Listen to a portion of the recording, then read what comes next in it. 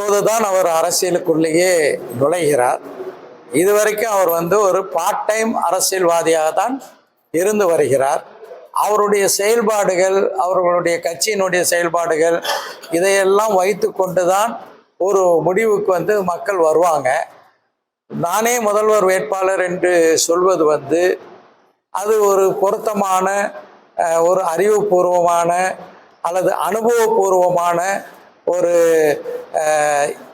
ஒரு பிரச்சாரமாக நாங்கள் கருதவில்லை. வக்ஃபு சொத்துகள் ஆக்கிரமிக்கப்பட்டிருக்கிறது அப்படிங்கிறது நிறைய பல இடங்களில் ஆக்கிரமிப்பு இருக்குது என்பதில் மாற்று கருத்து இல்லை.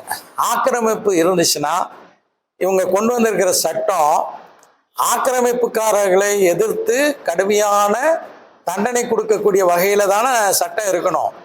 ஏற்கனவே இருக்கக்கூடிய சட்டத்தில் வக்ஃபு சொத்தை ஆக்கிரமித்தால் அவர்களுக்கு 2 ஆண்டுகள் கடுங்காவல் தண்டனை, அது மட்டுமல்லாமல் பல லட்சம் அபராதம் என்ற சட்டத்தை தளர்த்தி கடுங்காவல் தண்டனை.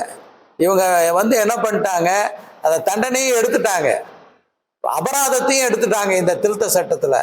ஸோ இவர்கள் சொல்வது ஒன்று, செய்வது ஒன்று, அதுதான் பாஜகவினுடைய வேலை என்பதற்கு ஒரு எடுத்துக்காட்டாக இந்த சட்டம் இருக்கின்றது.